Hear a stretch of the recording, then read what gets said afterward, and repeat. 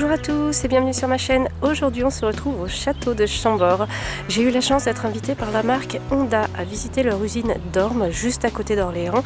Et ensuite ils nous ont concocté la visite des jardins de Chambord. Pour vous parler un petit peu plus de l'usine Honda, ce qui nous intéresse là-bas c'est qu'ils assemblent les tondeuses robots, les débroussailleuses, et donc j'ai pu tout voir de A à Z. On n'a pas pu filmer bien entendu puisqu'il y a des choses qui doivent rester secrètes. Ce que j'ai appris déjà c'est que tous les produits Honda, en fait toutes les pièces déjà sont faites juste pour les produits. Ils ne choisissent pas des pièces qui existent déjà, tout est vraiment fait sur mesure.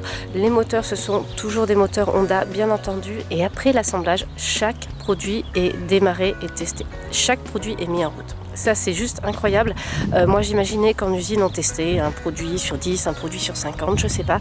Là tout est testé, donc en fait quand ça sort de l'usine c'est forcément un produit qui fonctionne. Donc ça c'est ce que j'ai pu en apprendre. Avec d'autres choses, on a beaucoup vu le robot Mimo, c'est le robot qui passe la tondeuse tout seul en fait. C'est une tondeuse robot quoi, tout simplement. On va la voir normalement dans les jardins de Chambord, donc je vais vous la filmer en marche si c'est possible.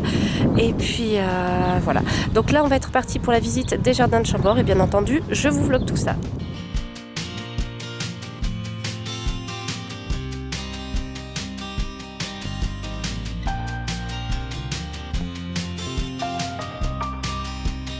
Après la visite de l'usine, nous avons repris la route pour nous rendre au domaine de Chambord qui est juste magnifique, à un point qu'il en est magique. Nous avons assisté dans le château à une conférence de presse. Nous avons pu voir que la tondeuse Mimo aime bien se déguiser avec des stickers, et nous avons parlé aussi de l'évolution du domaine de Chambord. La journée était bien avancée, alors nous avons posé nos valises au relais de Chambord qui a ouvert tout récemment. Regardez comme c'est cosy, le restaurant est divin.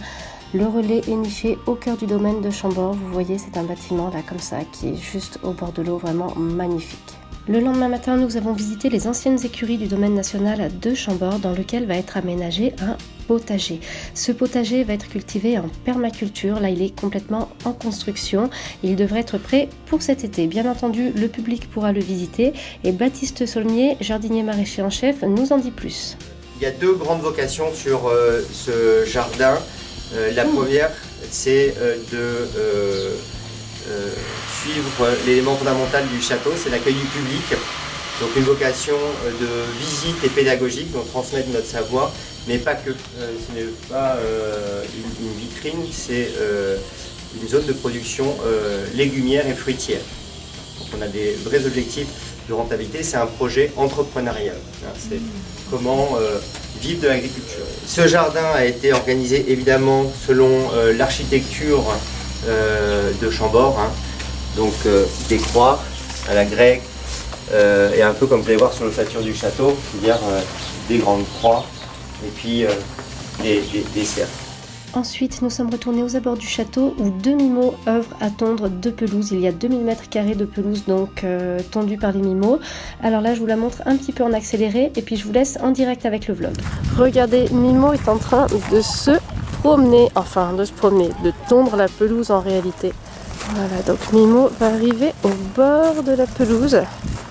Voilà, il y a un système de câblage qui est enterré et qui permet de circonscrire Mimo. Donc il va se contenter de la pelouse et qui ne va pas aller sur les allées, qui ne va pas aller hors de son périmètre. Et vous entendez, ça fait quasiment aucun bruit. Et là on a un deuxième Mimo qui s'occupe d'une deuxième pelouse et qui est en charge dans sa station. Tranquillement, il va automatiquement se réinstaller dans sa station quand il a besoin de se charger. Donc le robot, après, une fois qu'il est installé, va se repérer par rapport à ce fil périmétrique, et ça va lui permettre aussi de savoir où il est par rapport à sa base. Donc du coup, il ne va jamais aller plus loin de ce qu'il a comme batterie en fait pour revenir à sa base. Donc il va revenir systématiquement à sa base pour se recharger, donc il est 100% autonome. Et voilà les 4x4 pour faire une petite balade dans le domaine de Chambord. Nous sommes partis à la découverte des paysages du domaine national de Chambord, mais aussi de ses animaux. Il y a énormément d'animaux en fait dans ce parc qui est cerclé de murs. Il y a de belles découvertes à faire. Alors la balade se fait par groupe de, je sais plus, peut-être 8 personnes, quelque chose comme ça. C'est quelque chose qu'il faut réserver à l'avance si jamais vous allez au parc, et c'est vraiment très très chouette et très intéressant. Je vous laisse avec ces images et je vous retrouve en fin de vlog.